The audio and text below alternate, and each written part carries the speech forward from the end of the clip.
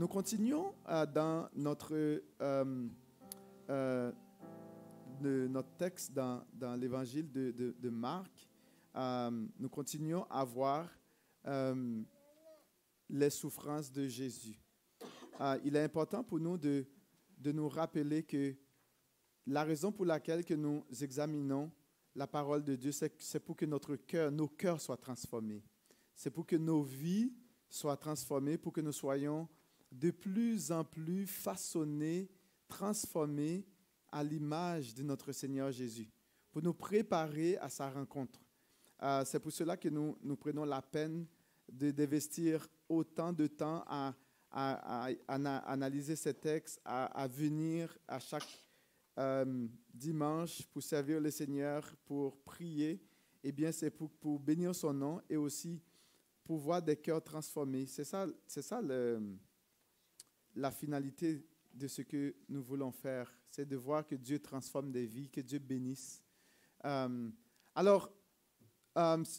Les observations que nous allons voir aujourd'hui, premièrement, nous allons voir le contexte rapide de ce petit texte qui a été lu. Nous allons voir un peu la fausse perception, mauvaise interprétation et faux témoignage contre Jésus, et aussi le silence de Jésus face à toutes ces accusations portées contre lui. On va voir aussi la vérité qui énerve. il y a une vérité, c'est comme ça, elle énerve, ça graisse les dents. Et aussi, on va voir aussi la condamnation de Jésus, le fait qu'on a maltraité Jésus. Et si on a le temps, on verra la conclusion et quelques applications. Donc, notre frère a déjà lu pour nous le texte. Rapidement, on va plonger dans le contexte. Au verset 53 à 52, on nous dit qu'ils emmenèrent Jésus chez le souverain sacrificateur où se réunirent tous les principaux sacrificateurs, les anciens et les scribes. Pierre le suivit de loin jusque dans l'intérieur de la cour du souverain sacrificateur. Assis avec les gardes, il se chauffait près de lui. On comprend que dimanche passé, on avait vu qu'on avait pris Jésus dans le jardin. D'accord? Il avait été trahi par Judas. Et là, maintenant, on l'a amené chez le souverain sacrificateur. Donc, on voit ici, il y a un procès en deux étapes. Un procès qui est en deux étapes. Premièrement, on amène Jésus devant un petit groupe restreint, c'est-à-dire chez le souverain sacrificateur. Il y avait les scribes aussi qui étaient là et les anciens.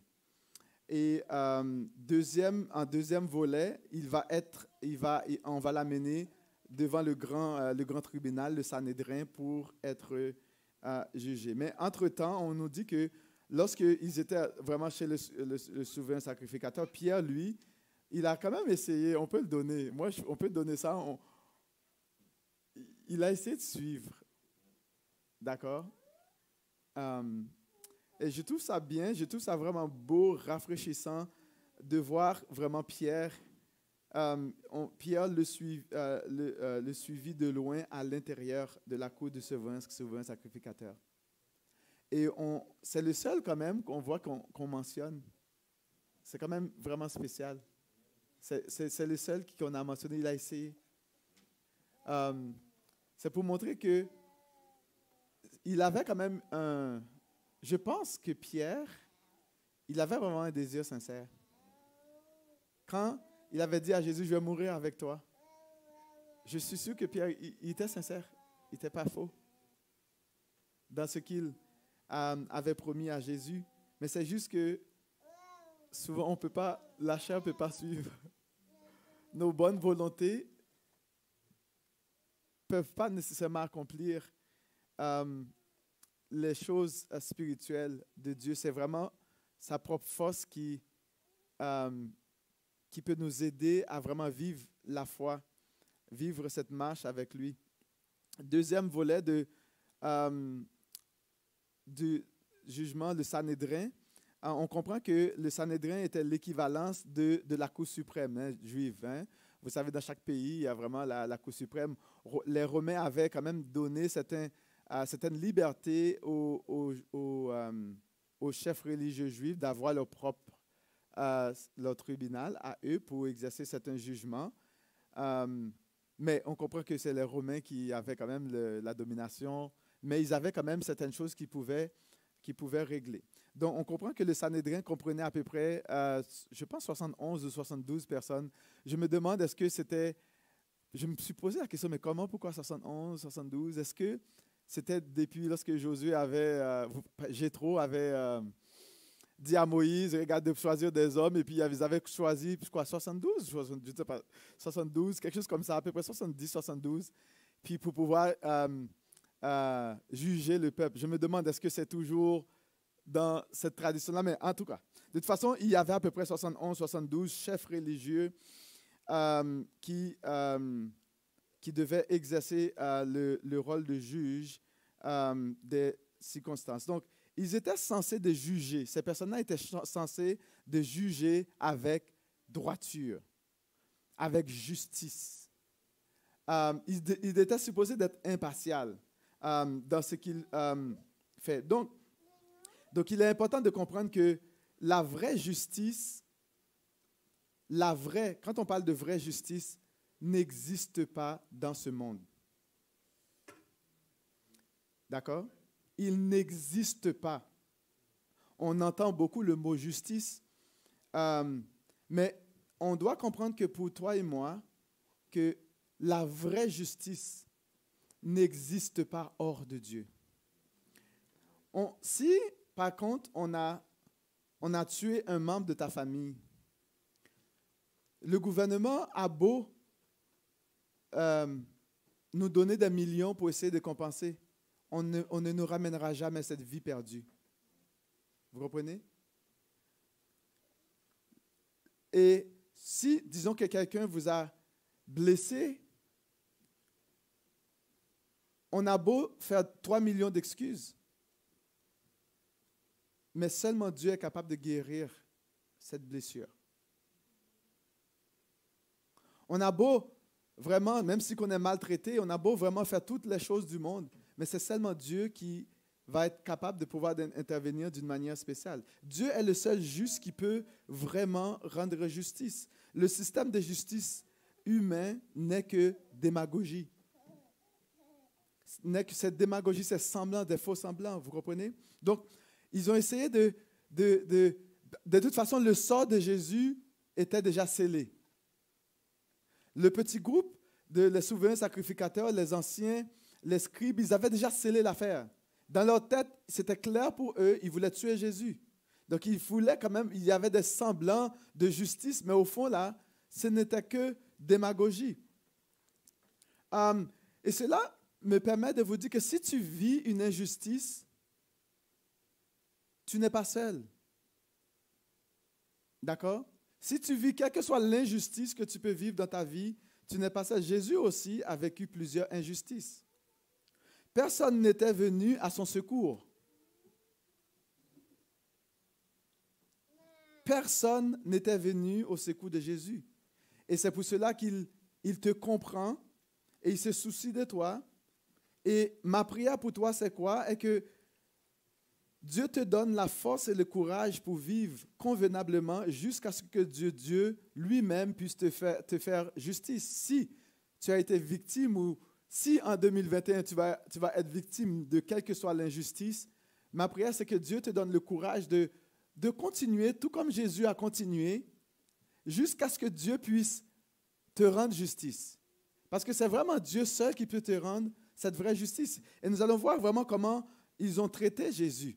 Et on va voir, cela nous amène à avoir les fausses perceptions, mauvaises interprétations et faux témoignages contre Jésus. Vous savez,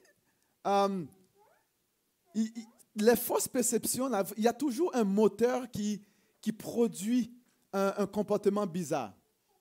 Il y a toujours une motivation qui va produire vraiment la manière dont les gens vont traiter les autres. Il y a toujours quelque chose à la base. Souvent, nous ne voyons pas ces choses-là.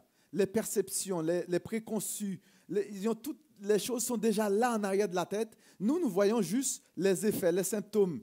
mais nous ne pouvons pas voir le cœur des gens. Nous ne pouvons pas voir ce qui est à l'intérieur. D'ailleurs, Jésus a dit que c'est de l'abondance du cœur que la bouche parle. Et c'est de l'abondance du cœur vraiment que tout sort. On ne va pas voir le cœur, hein, mais on va voir les actions que la personne va poser. Voici ce qu'on va lire pour vous, versets 51 à 59, qui nous dit « Les principaux sacrificateurs et tout le Sanhédrin cherchaient un témoignage contre Jésus pour le faire mourir. » Vous savez, son sort était déjà scellé. Ils avaient juste besoin d'un prétexte. D'accord? Ils n'en trouvaient pas. Car plusieurs rendaient des faux témoignages contre lui, mais les témoignages ne concordaient pas. Quelques-uns se levèrent et portèrent un faux témoignage contre lui en disant « Nous l'avons entendu dire, je détruirai ce temple fait par la main de l'homme, et en 3 jours, j'en bâtirai un autre qui ne sera pas fait par la main d'homme. » Et même sur ce point-là, les témoignages ne concordaient pas. Donc, ils cherchaient vraiment un moyen à vraiment tuer Jésus, mais parce qu'ils avaient déjà leur idée préconçue dans la tête. Le sort de Jésus était déjà scellé. Alors, c'était que démagogie d'essayer de trouver un témoignage, faire semblant de juger. Mais non, c'était déjà fait dans leur tête. Vous comprenez? Donc, les leaders de l'époque, ils étaient... Mais pourquoi? Pourquoi ils cherchaient-ils à tuer Jésus? Mais c'est parce qu'ils détestaient Jésus. Ils le détestaient déjà. Ils avaient déjà leur plan en arrière de leur tête.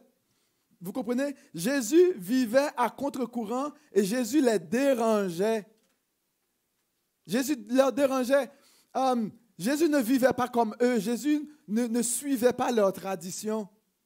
Jésus n'était pas un gars religieux comme eux, ils entendaient de le faire. Jésus, c'était la vie qui le concernait, c'était les gens qui l'intéressaient, c'était vraiment de restaurer la vie de ceux qui étaient brisés. Mais eux, l'apparence n'intéressait pas Jésus. Jésus, lui, il n'avait pas de favoritisme. Il était juste envers les gens, mais eux, c'était contre-courant. Et Jésus dérangeait ces gens-là. Jésus ne les suivait pas parce qu'il connaissait leur hypocrisie. Jésus savait déjà ce qui était dans leur cœur. Et Jésus ne pouvait pas s'associer avec eux. Jésus n'était pas comme eux et il ne vivait pas comme eux. Jésus était jugé pour avoir violé la loi religieuse. Et ils vont essayer de trouver toutes sortes de choses. Jésus osa s'appeler fils de Dieu. Et pour les Juifs, c'était un blasphème digne de mort. Tu n'oses pas te faire fils de Dieu, être appelé, parce que pour eux, être appelé fils de Dieu égale à être Dieu. Et c'est la raison principale qu'ils vont trouver pour condamner Jésus.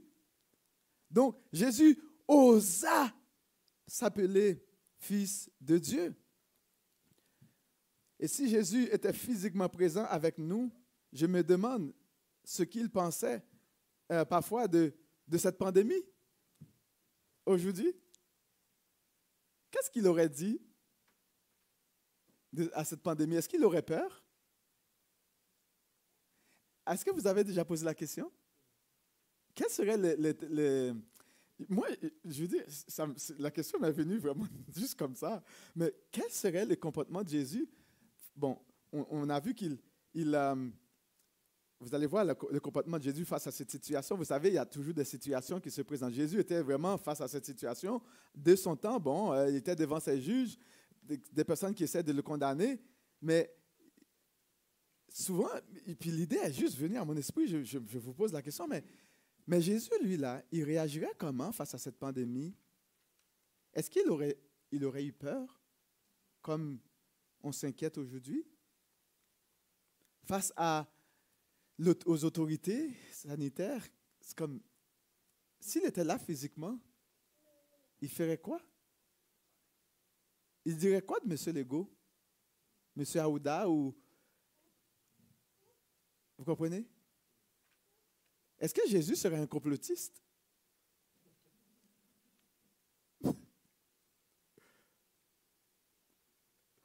Je vous pose la question, c'est juste C'est juste pour réfléchir, quoi. Et nous aussi, qui sommes ces enfants, comment réagissons-nous face à ces situations? Jésus, lui, il faisait face à cette situation. Aurait-il peur comme nous? Aurait-il des excuses comme nous?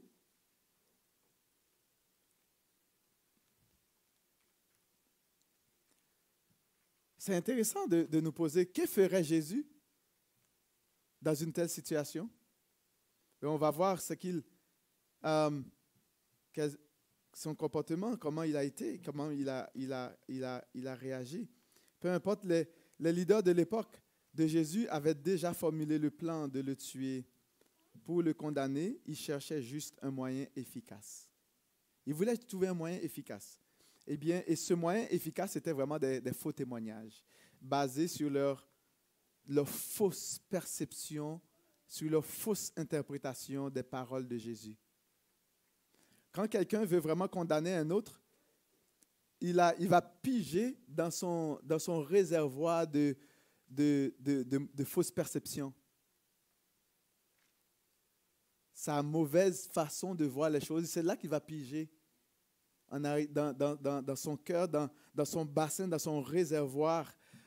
C'est là qu'il va piger des faux témoignages, des comportements bizarres pour justifier des choses qui ne sont pas justifiées. Les idées préconçues, les fausses perceptions, la méchanceté du cœur sont à la base des faux témoignages et des faux jugements. C'est ça qui est à la base des faux jugements. Parce qu'on a déjà des idées préconçues en arrière de la tête. On s'est déjà fait une idée. Et souvent, quand on s'approche de la parole de Dieu, on a déjà une idée en arrière de la tête. On a déjà des faux sentiments déjà. Et puis, on approche la parole de Dieu parfois. Et puis, on va comme si on comprend, mais je veux dire, on va imposer souvent nos faux sentiments face à la parole de Dieu. Et puis là, on va avoir des fausses compréhensions. Et quand quelqu'un nous dérange, vous savez, tous les moyens sont bons pour l'éliminer.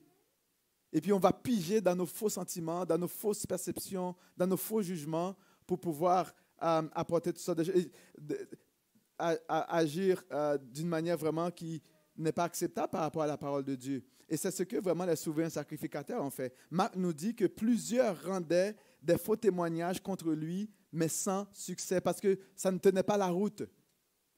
Ça ne tenait pas la route. Et à partir du moment où tu prends du temps, juste un peu de temps pour réfléchir, on va voir que ça ne tient pas souvent la route. N'est-ce pas? Donc, ces gens-là avaient déjà leur idée préconçue concernant Jésus. Rien ne pouvait leur faire changer d'idée. Ils ont déformé les paroles de Jésus par leur fausse perception de lui. Cela les a conduits à des fausses interprétations de ses paroles et de ses intentions. Et ils vont dire, regarde ce qu'ils vont dire.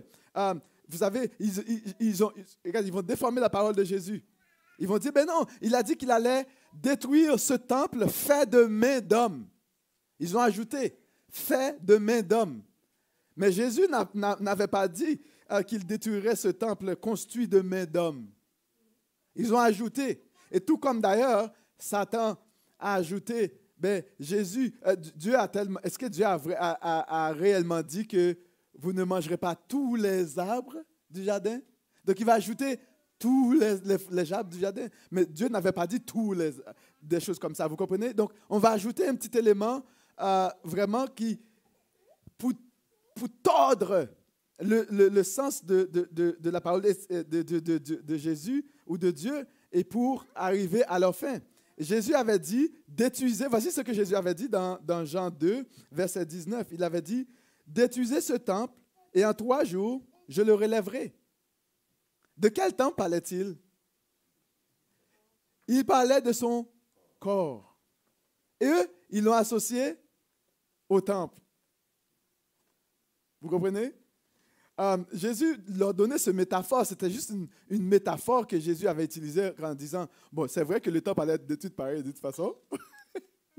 Vous comprenez? Parce que c'était un jugement qui allait prononcer. Donc, les leaders religieux ne comprenaient pas que Jésus parlait de son propre corps, de sa mort et de sa résurrection, et ils ont mal interprété. Et on va voir vraiment quelle est la réaction de Jésus face à toutes ces faux témoignages, ces fausses perceptions. Et quand je regardais ça, là, je dois vous dire que j'ai eu honte, moi, personnellement. Souvent, la parole, quand on fait face à la parole de Dieu, on a honte. Puis on s'est rendu compte que, waouh, moi, je n'ai pas agi comme ça, moi, là. Vous comprenez? Quelle était la réaction de Jésus? Jésus est resté calme et silencieux. Et entre toi et moi, là, si on fait un faux témoignage contre toi, là, je t'assure, là, tu ne vas pas rester calme.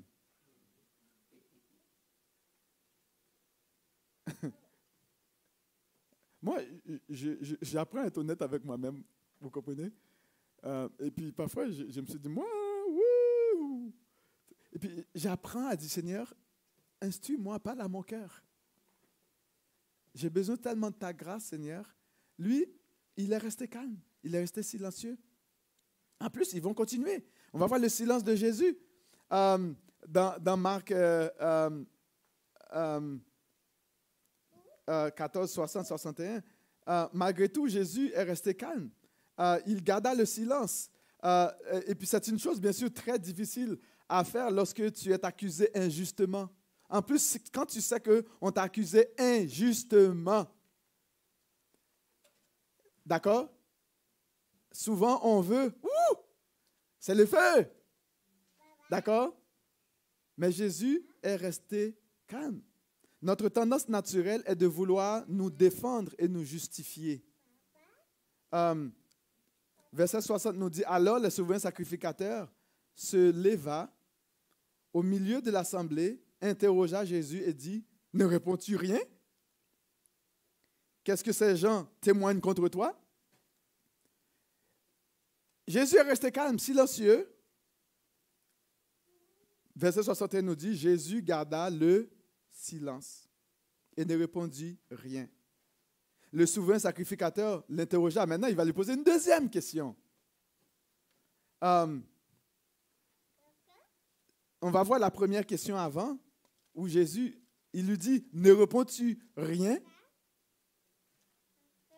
Jésus est resté silencieux, calme. Pourquoi est-ce que Jésus est resté calme? Pourquoi est-il resté ainsi? Jésus garda le silence et ne répondit rien. À quoi sert-il de répondre à des faussetés et de vouloir essayer de clarifier quoi que ce soit? À quoi sert-il de répondre à des faussetés? Et pour moi, ça a été vraiment une claque au visage. Et souvent, quand il y a des choses que dans mon cas, je sais que ce n'était pas ça mon intention. Et je suis comme je sais pas là, un animal affolé pour essayer de justifier les choses, pour essayer de donner toutes sortes d'excuses pour dire, mais non, ce n'est pas ça que je voulais dire. Vous comprenez? Mais tu essayes de te justifier par tous les moyens que possible parce que l'affaire te fait tellement mal que tu ne sais même pas comment réagir. Mais Jésus, lui, là, il est resté calme. Pourquoi répondre à des faussetés? Pourquoi essayer de justifier lorsqu'on présente des faussetés? À quoi sert-il? De toute façon, ils ont déjà leur idée en arrière de leur tête. Tu as beau essayer de donner toutes les excuses du monde, tu ne peux pas changer la perception des gens. Impossible. Parce que les idées préconçues sont déjà là, les dés sont déjà lancés, tu n'as rien à faire. Ça ne sert parfois à rien de justifier les faussetés. Jésus va par contre répondre à la deuxième question. Parce que là, il pose une bonne question. Es-tu vraiment le Fils du Dieu béni? Là, oui, là, tu commences à parler. Là, tu poses une vraie question. Là, tu poses une question qui me concerne. Es-tu vraiment le Fils du Dieu béni? Et qu'est-ce que Jésus va lui dire? Ah bon? Tu veux vraiment savoir la réponse? Mais je suis probablement que Jésus, dans ce temps-là, ça aurait été bien de voir vraiment l'idée, le cœur de Jésus, ses pensées. Et cela va nous amener à la vérité qui énerve. Et souvent, les gens vont poser des questions. On pense qu'ils ont besoin d'une bonne réponse là. Souvent, ce n'est pas vrai. Ils ne veulent pas vraiment la bonne réponse. Mais on va voir la vérité qui énerve. Jésus répondit, verset 62, « Je le suis !» Non seulement il dit, « Je le suis », il a dit, « Et vous verrez le Fils de l'homme, assis à la droite du Tout-Puissant, venant avec les nuées du ciel. » Ça, c'était une bonne question. Alors, qu'est-ce qui va arriver? Est-ce qu'il voulait vraiment une réponse? Regarde le comportement. Verset 63. « Alors le souverain sacrificateur déchira ses vêtements. Imaginons la scène là. Il déchire ses vêtements. Ouh, des choses comme ça. Qu'avons-nous besoin encore de témoins? C'est la question qui a énervé. Cette question l'a énervé. Jésus, la réponse l'a vraiment énervé. Est-ce qu'il voulait vraiment une réponse? Pourtant, il pose la question à Jésus. Es-tu le Fils du Dieu béni? Mais si tu ne voulais pas la réponse, mais pourquoi tu l'as posée? Donc c'était vraiment un piège. On ne veut pas vraiment la bonne réponse. On ne veut pas savoir qui est Jésus.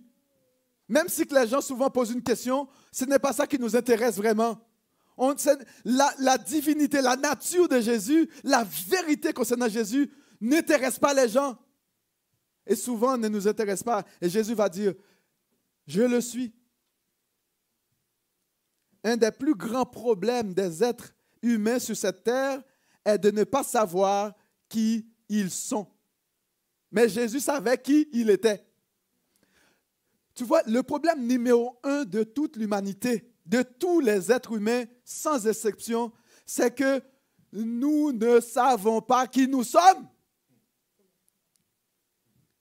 Et le fait que nous ne savons pas qui nous sommes, nous pousse à réagir d'une manière tellement sauvage face à des situations de la vie. Au lieu de rester calme, au lieu de rester dans le silence, nous réagissons d'une manière sauvage. Parce que nous voulons nous faire valoir. On ne sait pas qui nous sommes. Mais Jésus, lui, il savait qui il était. Il n'avait pas besoin de s'affoler. Il était silencieux, il était tranquille, il était calme. Pourquoi? Parce qu'il savait qui il était. Il n'avait pas besoin de se justifier.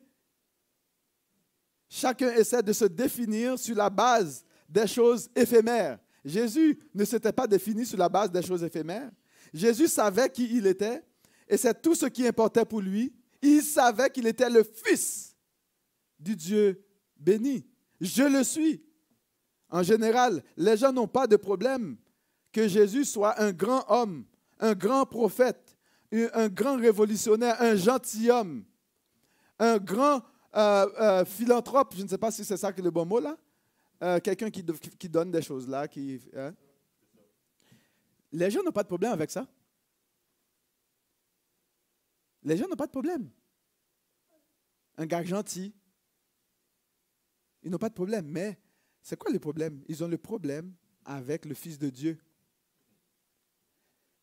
Que Jésus soit le Fils de Dieu, cette vérité énerve les gens jusqu'au plus profond de leurs entrailles. Ça fait bouger leurs tripes. Ça vient les chercher. Ça les énerve. Ça énerve. La vérité concernant Jésus, concernant la divinité de Jésus, énerve. Ça leur fait grincer les dents. Savez-vous pourquoi ils ne veulent pas accepter que Jésus soit le Fils de Dieu? Ils savent qu'est-ce que ça veut dire. Et ils savent qu'ils ne veulent pas se soumettre à la souveraineté de Dieu. Ils ne veulent pas se soumettre à la seigneurie de Jésus-Christ. Et c'est pour cela qu'ils ne veulent pas. Ça fait grincer les dents. Et pour les Juifs, cela voulait dire que Jésus était Dieu. Un souverain sacrificateur, un scribe. Le scribe, c'est lui qui a l'habitude de transcrire, écrire les choses. Il prend des notes, il copie les lois, la Torah. Un scribe qui va entendre que Jésus est le Fils de Dieu, il comprend qu'est-ce que ça veut dire que Jésus est Dieu. Cette écriture qu'il est en train de recopier, mais c'est lui-même qui est à l'origine. Vous comprenez? Et ce souverain sacrificateur, tous ces sacrifices qu'il doit ordonner, qu'il pratique, ou tous ces anciens, mais Jésus lui-même est à l'origine de ces choses. Qu'est-ce que cela veut dire pour eux? Ils devaient eux-mêmes se soumettre à ce Jésus-là. Au lieu que ce soit eux qui jugent ce Jésus, c'est Jésus qui devait leur juger. Vous comprenez? Mais c'est ça l'idée, c'est que si on reconnaît qui Jésus est, si on reconnaît qui Dieu est, on est obligé de nous soumettre à lui. Or, si nous ne voulons pas nous soumettre à lui, qu'est-ce qu'on va faire? On va grincer les dents, on va l'écraser. Parce qu'on ne veut pas nous soumettre à ce Dieu-là. Ils n'étaient pas disposés à accepter cette réalité. La société est disposée, tout comme les anciens, les scribes, ces gens de l'époque. Ils n'étaient pas la société n'est pas disposée à accepter qui est Jésus, mais la société est disposée à accepter que tu sois n'importe quoi, ou sauf être un enfant de Dieu. Souvent, quand tu parles avec un ami, tu peux leur dire que tu dis n'importe quoi. Tu as changé de nom, tu as changé les autres choses, là, je n'ai pas besoin de dire ça. Tu peux changer de n'importe quoi. Vous comprenez? On est d'accord avec toi, on va te défendre, on va même te financer. Vous comprenez? On va te financer. Mais dire que tu es enfant de Dieu, on n'est pas intéressé. D'accord? On n'est pas intéressé avec toi. Mais Jésus n'avait pas de problème à vivre la réalité de sa personne. Il leur a dit encore, vous allez voir, ok, non seulement qu'il est le Fils de Dieu, il leur dit, et vous verrez le Fils de l'homme assis à la droite du Tout-Puissant, venant avec les nuées du ciel. Jésus n'avait pas honte d'annoncer sa gloire liée à la réalité de sa personne. Vous comprenez? Il est celui qui est assis à la droite du Tout-Puissant. Il est celui qui viendra avec les nuées du ciel. Il va avoir un renversement de situation, un renversement, un changement de rôle. Aujourd'hui, c'est vous qui me jugez? C'est correct. C'est correct, ça va. Vous me condamnez, c'est bon. Mais lorsque tout sera terminé d'accomplir, moi je reviens à ça. Il leur a dit, vous verrez désormais le Fils de l'homme. Donc, c'est-à-dire qu'il va avoir un renversement de situation, un renversement de rôle. Et c'est pour cela que je t'encourage à ne pas t'inquiéter. Quand on t'accuse injustement, quand on t'humilie injustement, t'inquiète pas. Il va avoir un renversement de rôle. Le méchant ne tiendra pas le coup, toujours. Être assis à la droite de la toute-puissance de Dieu est synonyme de la position, de l'autorité, du pouvoir, de la souveraineté, de la seigneurie, de la divinité et de la domination éternelle de Jésus-Christ.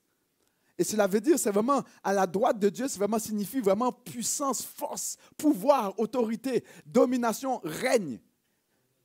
Et c'est ça que ça veut dire, être assis à la droite de Dieu. Et c'est cette place-là que Dieu, le Père, a réservée pour son Fils. Il viendra juger ses accusateurs. Ces gens-là auront à rendre compte à Jésus, à répondre aux questions de Jésus. Mon ami, tu n'as pas besoin de t'inquiéter lorsque tu es victime de l'injustice. Mon ami, tu n'as pas besoin de te défendre. Jésus te défendra, il défendra ta cause. Il te comprend, il se soucie de toi et de ta situation. Et quelle a été la réaction du souverain sacrificateur? Alors, on dit qu'il a déchiré ses vêtements. C'est ce qu'on voit au verset 63. Et là, ils vont condamner Jésus. Et vous avez, regarde le verset 64 nous dit, vous avez entendu le blasphème, que vous en semblez. Tous le condamnèrent comme passible de mort. Et pour les Juifs, on sait que c'était un blasphème de se déclarer fils de Dieu. Se déclarer fils de Dieu, comme on a dit tout à l'heure, revenait à se faire Dieu. Et quand le cœur ne veut pas, bien sûr, se soumettre à Dieu devant l'évidence de son autorité, eh bien, c'est la guerre. On va déclarer la guerre à Dieu. On ne veut rien savoir de toi. Et c'est ce qu'ils vont faire. Et là, ils vont maltraiter Jésus. Verset 65 nous dit, quelques-uns se mirent à cracher sur lui, à lui voiler le visage, à le frapper à coups de poing. Imaginez la scène. Hein? Jésus tout seul. Il y avait au moins un minimum, peut-être 71, 72, au minimum 60. C'est un nombre de personnes. Imagine, il y avait des gardes aussi. Des gardes. Imagine là, Jésus tout seul. Au milieu de ces personnes enragées. Ils étaient enragés. C'est ça qu'il nous dit. Il déchirait ses vêtements, il fait un cri là. Ils étaient enragés. Imagine Jésus tout seul, au milieu de ces gens enragés, comme une brebis au milieu des loups, et qui dévoraient littéralement Jésus. On nous dit, on lui donnait des coups de poing, on a craché sur son visage, et puis on a couvert sa tête, et puis on lui donnait des coups de poing, et puis on lui disait, imagine là, la scène là. des coups de poing. On lui dit, devine qui t'a frappé. Boum. Devine qui t'a frappé. Boum. Devine qui t'a frappé. Comme ça. Des choses comme ça. Imagine. Ils étaient enragés. Ils étaient déchaînés. Savez-vous pour qui Jésus a fait tout ça? Savez-vous pour qui? C'est pour toi et moi. C'est pour toi et moi. Ils l'ont maltraité, ils l'ont méprisé, ils l'ont humilié. Pour toi et moi. C'est pour toi et moi qu'il a fait ça. On a craché sur lui. On a voilé son visage en lui frappant à coups de poing. Les gardes le ressurent avec des gifles. Il tourne un coup de poing, il tourne ici, il tombe. Quelqu'un le relève encore avec un autre coup de poing. On a maltraité mon ami. C'est pour toi et moi que Jésus a subi ces choses. Et pour conclure, tout ce que j'ai à te dire en 2021, fais confiance à l'Éternel dans ta souffrance. Confie-toi à Jésus. Confie-toi à Jésus parce qu'il a enduré ces choses pour toi, pour moi, pour l'humanité. Il n'était pas obligé de faire ça. Bon dimanche et bonne semaine.